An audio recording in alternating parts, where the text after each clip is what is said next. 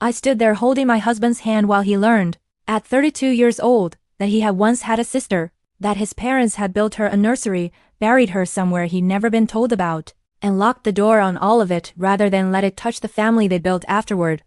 If you're watching this and thinking that seems like an impossible thing to keep from someone for 3 decades, I want you to know I thought the exact same thing sitting on those basement stairs.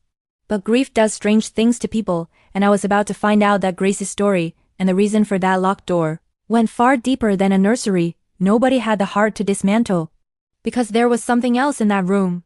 Something Diane hadn't mentioned yet, and something that would turn a story about grief into a story about a decision that would tear this family apart all over again. In the corner, half hidden behind a stack of boxes, was a small filing cabinet. Metal gray, the kind you'd find in an old office. Tom noticed it before I did. He stood up, unsteady, and walked toward it like he was being pulled by something he couldn't explain. "What's in here?" he asked. Diane's face changed. The grief was still there, but something else moved underneath it now. Fear, maybe, or guilt, or both. "Tommy, I think that's enough for today. Your father is in the hospital, we should—" "What's in the cabinet, Mom?" I had never heard my husband use that tone with his mother. Not once in 6 years. It wasn't cruel, but it wasn't asking anymore either. Diane finally stepped into the room. She looked older than she had 5 minutes earlier, like the weight of the conversation had physically aged her. "There are papers in there," she said quietly. "About Grace, medical records, mostly.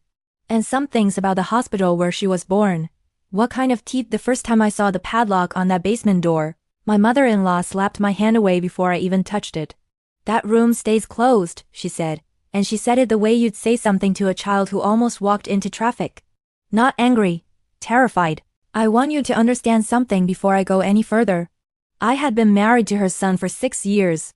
6 Thanksgivings in that house, 6 Christmases. I had used the upstairs bathroom, the kitchen, the guest room, even the attic once when we were looking for old photo albums. But that door in the basement, the one with the rusted padlock bolted through the frame itself, not just through a hasp you could unscrew, I had never seen it open. Not once. Not a crack. My name is Rachel Doyle, and for 6 years, I told myself it wasn't my business. That changed on a Tuesday in March, the day my husband's father had a stroke in his own driveway, and the day everything they had buried behind that door came up for air. If this is your first time here, welcome to the Quiet Rise. I tell true stories about families, secrets, and the moments that quietly change everything, and if that's the kind of story that speaks to you, stick around because we do this every week. Now let me take you back to that Tuesday, because that's where all of this really begins. Frank Doyle was 71 years old and stubborn as a fence post. He still shoveled his own driveway even after his cardiologist told him twice to hire a kid from the neighborhood. That morning, my husband Tom got the call from his mother Diane, her voice so high and fast he could barely understand her. Frank had collapsed by the mailbox. The neighbor found him. The ambulance was already on its way. We drove to the hospital in Tom's truck, going 11 miles over the speed limit, both of us quiet in that specific way people get quiet when they're too scared to say the thing they're thinking. Tom's knuckles were white on the wheel. I kept my hand on his leg and didn't say anything, because there wasn't anything to say that would have helped. Frank survived. The stroke was serious but not catastrophic, the doctor told us, slurred speech, weakness down his left side, but his mind was there. He recognized us. He squeezed my hand when I sat next to his hospital bed, and he tried to make a joke about the hospital gown. And for a moment, I thought maybe this was just going to be one of those scares that ends up being a warning shot instead of the real thing. Diane didn't leave his side for 4 days. She slept in the vinyl recliner. She barely ate. Tom and I took turns bringing her coffee and trying to convince her to go home and shower, and she refused every single time. Like leaving that hospital room for even an hour might undo whatever thread was keeping her husband alive. On the 5th day, the hospital asked her to go home and get some of Frank's things. Comfortable clothes, his reading glasses, the little transistor radio he liked to listen to Cardinals games on. Diane looked at Tom and said, in a voice that didn't sound like her voice at all, "I need you to come with me." I remember thinking that was strange. Tom had been to that house 1,000 times. He grew up there. He didn't need permission or company to walk into his childhood home and grab a bag of clothes. But something in the way she said it made the back of my neck go cold. We drove to the house together, the 3 of us silent again, that same heavy silence from 5 days earlier, except this time it wasn't about Frank's body failing. It was about something else. I could feel it sitting in the truck with us like a 4th passenger. Diane let us in through the side door, the one that goes straight into the kitchen. She stood there for a long moment with her hand on the counter, steadying herself, and then she looked at Tom, and she looked at me, and she said the words that changed everything. "There's something in the basement your father and I should have told you a long time ago. I think, if something happens to him, you deserve to know before you hear it some other way. I want you to sit with that for a second, because I certainly had to. 20 years I had known this family was hiding something. I just didn't know it was going to be handed to me like a confession on a Tuesday afternoon, 5 days into a hospital vigil, delivered by a woman who looked like she hadn't slept since her husband hit the pavement." Tom's face went pale. "Mom, what are you talking about?" Diane didn't answer him directly. She walked to the basement door, and for the first time in 6 years, I watched her take a small brass key off a chain she wore around her neck, hidden under her blouse the entire time I'd known her. I had literally hugged this woman 100 times and never felt that key against my arm, never known it was there. She unlocked the padlock. Her hands were shaking so badly it took her 3 tries. The door swung open onto a set of wooden stairs leading down into darkness, and a smell rose up that I can only describe as old paper and cedar and something faintly like a hospital, antiseptic, clinical. Diane flipped a switch, and a single bare bulb lit up the stairwell. "Before you go down there," she said, "I need you to promise me something. Whatever you see, whatever you think of us after this, I need you to remember that we did what we thought was right at the time. We were young. We were scared. And we loved you both more than anything in this world." Tom looked at me. I looked at him. And then we went down the stairs together, into a room that had been locked for 2 decades, about to learn something that would break apart everything either of us thought we understood about family. The room was smaller than I expected, maybe 12 feet by 14. No windows, obviously being a basement, but it had been finished at some point. Drywall, a low popcorn ceiling, even carpet. The kind of thick beige carpet you'd see in a nursery. Which, it turned out, was exactly what this room had once been. There was a crib against the far wall. Disassembled now, leaning in pieces, but unmistakably a crib. There was a dresser with a changing pad still strapped to the top, yellowed with age. There were boxes, dozens of them, neatly labeled in handwriting I didn't recognize. And on the wall, hanging slightly crooked, was a small framed photograph of a baby. Not Tom. I knew Tom's baby pictures. I'd seen the albums 100 times. This baby had darker hair, darker eyes, and was wrapped in a yellow blanket I had never seen before in my life. "Who is that?" Tom asked, and his voice had dropped to almost nothing. Diane stood in the doorway. She wouldn't come all the way in. "That's your sister," she said. Her name was Grace. I felt Tom go rigid beside me. In 6 years of marriage, in 30 years of his life before I met him, not once, not one single time, had anyone in that family ever mentioned a sister. Tom was an only child. Everyone knew that.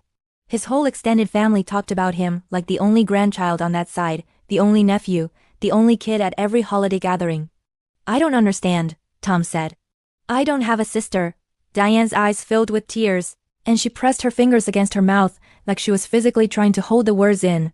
"Even after everything, even after making the choice to bring us down here, you did," she said. "For 11 days you did, and there it was. The first crack in 20 years of silence." She told us, standing in that doorway, unable to fully step into the room she had built for a daughter she lost, that Grace was born 2 years before Tom, premature, with a heart defect the doctors said was incompatible with long-term survival. They knew before she was born, actually, from a routine ultrasound in the 7th month, that something was wrong. They were given a choice nobody should ever have to make, and they chose to carry her to term anyway, to give her whatever time she had. 11 days. That's how long Grace lived. 11 days of machines and monitors in a hospital room that became, in Diane's words, the entire universe. "Your father couldn't talk about her," Diane said. "Not to his parents, not to mine, not to anyone. When you came along 2 years later, healthy, screaming, perfect, he made me promise we would never tell you.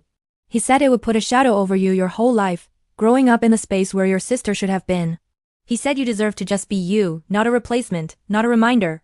Tom sat down hard on an old wooden chair in the corner of the room, the kind of sitting down that isn't really a decision, just a body giving out. 20 years, he said. 30 years, my whole life. You never once. "I wanted to," Diane said, and now she was crying openly. "God, Tommy, there were so many times. Your birthday every year, I think about the fact that she should have been turning 2, then 12, then 20. But your father, he built a wall around it, and after a while I think the silence just became easier than the conversation. That's not an excuse. It's just what happened. Hangs? Diane hesitated so long that Tom reached for the cabinet handle himself. It was locked, of course, another lock in a house that seemed built entirely out of them. Diane reached into her cardigan pocket and produced a small key, separate from the one around her neck, and for a moment I watched her hand hover over the lock, deciding whether 20 years of silence was worth one more day.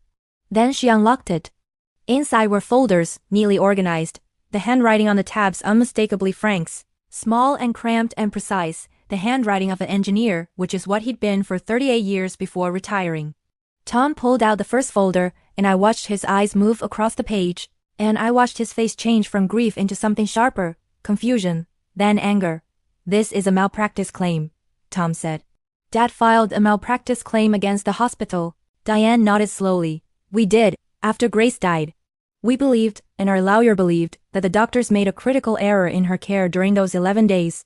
Not the heart defect, that was always going to happen, but there was a medication error on day 9 that our lawyer said likely shortened what time she had left. We sued." "What happened?" "We settled," Diane said. "Out of court. There was a confidentiality agreement. Your father wasn't supposed to keep copies of any of this, honestly, but he couldn't let it go. He kept everything. I want to pause here and tell you what I was thinking in that moment, standing in a locked basement room with my husband learning his family's entire hidden history in real time, because I think it matters. I was thinking about Frank, upstairs in a hospital bed right now, having survived a stroke, and I was thinking about how this family had spent 30 years building higher and higher walls around a single terrible year, and how those walls were now coming down all at once, at the worst possible time, while the man who built most of them couldn't even speak clearly enough to explain himself." Tom kept reading. His hands were shaking now, the same way his mother's had shaken with the padlock. "There's a number here," he said. "A settlement number." He looked up at his mother. "Mom, this is a lot of money." John's jaw tightened. "It was never about the money. Your father would have given it all back twice over to have her healthy for one day." "I'm not saying it was about the money," Tom said, and I could hear him working hard to keep his voice level. "I'm asking where it went. Because growing up, we didn't have money like this. Dad worked overtime for years. We didn't take vacations until I was in high school. If there was a settlement like this, it's not sitting in an account somewhere, Tommy, if that's what you're asking. Then where is it?" And this is where Diane said something that none of us, not Tom, not me, and honestly I don't think even Diane fully expected to say it out loud that day. "Some of it went to your Aunt Carol." The room went very quiet. Tom's Aunt Carol, Diane's younger sister, was someone I had met maybe a dozen times over the years. Always pleasant, always a little distant, someone who lived 2 states away and came to maybe one holiday every few years. I had never gotten a clear sense of the relationship between the sisters, just a vague, unspoken tension whenever her name came up. "Why would Aunt Carol need money from Grace's settlement?" Tom asked. Diane sat down on the edge of the old changing table, careful. Like even after all these years she still respected the fragile furniture of a room built for a baby. "Because Carol couldn't have children," she said. "She and her husband tried for years. IVF, everything, it all failed, and it nearly destroyed their marriage. When Grace died, and the settlement came through, your father and I talked about it, and we decided some of that money should go toward helping Carol and her husband try one more round, their last attempt before they gave up entirely. Did it work?" Diane's eyes went somewhere far away. "Yes," she said. "It worked. Carol had a daughter 9 months later. Your cousin, Emily." I felt the air shift in that basement room, the way it does right before a storm actually breaks, when you can feel the pressure change in your ears. Because I knew Emily. Everyone in this family knew Emily. She was 29 years old now. She'd been at every holiday I'd ever attended. She called Tom her favorite cousin. And not once, in 6 years, had I ever heard the faintest suggestion that her existence was connected to the death of a baby nobody had told me about an hour ago. "Does Emily know?" I asked, speaking for the first time since we'd come down those stairs. Dan shook her head. "Carol never told her how she was conceived. As far as Emily knows, it was a natural pregnancy after years of trying. Carol was terrified that if Emily ever found out the money came from Grace's death, from a lawsuit over a baby who never got to grow up, it would poison how she felt about her own existence, like she owed her life to a tragedy. Carol didn't want her daughter carrying that." Tom sat back down in the wooden chair, and this time I could see him doing math in his head, the kind of math that changes how you see every family dinner you've ever sat through. "So Emily doesn't know she exists because of Grace," he said slowly. And I didn't know Grace existed at all. And you and Dad have been carrying both of these secrets for 30 years. In the same house, sitting across the table from both of us at every single holiday. Yes, Diane said, and her voice cracked on the word. That's insane, Tom said. That is actually insane, Mom. Do you understand that? I understand it now more than I ever have, Diane said, and there was something almost relieved in the way she said it. Like, she'd been waiting 30 years for someone to finally say the word out loud. But you have to understand what it was like back then. Your father and I were both raised by parents who didn't talk about anything. Not death, not money, not feelings. We didn't have a model for how to do this differently. Every year that passed made the silence feel more permanent, until it felt like breaking it would do more damage than keeping it. I want to tell you honestly that in this moment, I did not know whose side to be on, if sides even existed here. Because I could see the logic, twisted as it was, in a young grieving couple trying to protect their surviving son from growing up in his dead sister's shadow. I could even understand, though it made my stomach turn, the impulse to protect a niece from ever thinking her life was purchased with tragedy money. But understanding the impulse and accepting 30 years of active concealment are two very different things, and I watched my husband's face as he tried to hold both of those truths at the same time. Then Tom asked the question that I think had been sitting underneath everything since we walked down those stairs. Does Aunt Carol know Dad had a stroke? Diane blinked. I called her this morning. She's driving up. She should be here by tonight. So she's about to walk into a hospital room, Tom said, not knowing that we know any of this. And I'm supposed to just sit there and pretend everything is normal while Dad might be dying and Emily has no idea her whole life is connected to a dead baby sister I didn't know I had until 40 minutes ago? Diane didn't have an answer for that. Nobody did. We didn't go back to the hospital that night. Tom needed time, actual physical distance from that basement, from his mother, from the framed photograph of a sister he never met staring down at boxes that held the paperwork of his entire hidden family history. We drove home in silence again, but it was a different kind of silence than the one on the way to the hospital 5 days earlier. That silence had been fear. This one was grief and fury braided together so tightly, I don't think even Tom could separate them. That night, lying in bed, he finally spoke. I keep thinking about every birthday, he said, every single one. My parents singing happy birthday to me, and this whole time, somewhere in the back of their minds, there was another birthday they were also thinking about. A birthday that never got past 11 days, and they never said a word. What are you feeling right now? I asked, because I genuinely didn't know, and I didn't want to guess wrong. I don't know, he said. I feel like I lost a sister I never got to have, and I feel like an idiot for grieving someone I met for the first time in a photograph an hour ago, and I feel angry at my parents. And I feel sorry for them, and I feel like none of that makes any sense together, but it's all happening at the same time. I told him that made perfect sense to me, because grief rarely arrives in one clean, understandable shape. It comes in pieces, contradictory pieces, and you don't get to choose which pieces show up first. The next morning, we went back to the hospital. Frank was more alert, his speech slightly improved, and the moment he saw Tom's face, I think he knew. You went in the room, Frank said, the words coming slower than before the stroke, but perfectly clear in meaning. Yeah, Dad, I went in the room. Frank closed his eyes. When he opened them again, there were tears on his weathered face, the first time in 6 years I had ever seen this man cry. I always thought I'd get to explain it to you myself someday, when the time felt right, Frank said. I never found the right time. I kept waiting for it, and it never came, and now here we are, and your mother had to be the one to do it, and I wasn't even there to help her. Why didn't you ever tell me, Dad? Frank's hand, the one not affected by the stroke, reached for Tom's. Because I was ashamed, Frank said. Not of Grace, never of Grace, ashamed that I couldn't save her. Ashamed that I let a hospital's mistake take the last days I had with her instead of fighting harder in the moment it mattered. Ashamed that I took a settlement instead of making sure that hospital had to answer publicly for what happened.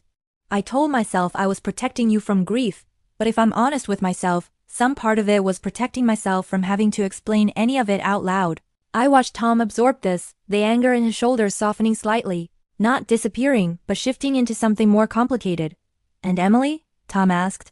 Aunt Carol's daughter? Frank's face changed at the mention of her name. That was your mother's idea and mine both, together. We thought we were doing something good, taking something unbearable, and turning part of it into a life. I still believe that for what it's worth. But we should have trusted you both enough to tell you the truth eventually, instead of letting the lie get so big it needed a locked door and a filing cabinet to hold it. That afternoon, Carol arrived at the hospital, exactly as Diane had said she would. She hugged Frank carefully, mindful of the wires and monitors, and when she turned to Tom and me, I watched Diane's face, torn between two impossible choices: tell her sister to sit down, because there was something the four of them needed to discuss before Emily arrived the following week for a planned visit that had been on the calendar for a month. I won't pretend that conversation was easy, because it wasn't. Carol went pale, then defensive, then quietly devastated, insisting over and over that she had always meant to tell Emily the full truth eventually, that she'd simply been waiting, the same excuse Frank and Diane had used for 30 years, the family's shared inheritance of good intentions perpetually postponed. She's going to hate me, Carol said. She's going to think her whole life is a lie. She's not going to think that, Tom said. And it struck me that somewhere in the last 2 days, my husband had moved from being the person receiving devastating news to being the person offering steadiness to everyone else in the room. She's going to be angry, she might need time. But she's not going to stop being your daughter, and she's not going to stop being who she's always been. The only thing that changes is she finally understands the whole story instead of half of it. I think that was the moment I understood what Tom was actually working through in himself. He wasn't just grieving a sister he never met or processing 3 decades of a hidden lawsuit. He was deciding, in real time, what kind of parent and what kind of person he wanted to be if we ever had children of our own. And he was watching his own family, flaws and all, and deciding which parts of their example he would carry forward and which parts he would leave behind entirely. Emily came to visit her Uncle Frank the following week, as planned, still unaware of anything. Carol asked for one thing before that visit: the chance to tell her daughter herself, in her own words, in her own time, rather than have it come out sideways in a hospital hallway or a tense family dinner. Tom agreed, though I could see it cost him something to give up control of a truth he'd only just gained himself. 3 weeks later, Carol sat Emily down in her own living room, 2 states away, and told her everything.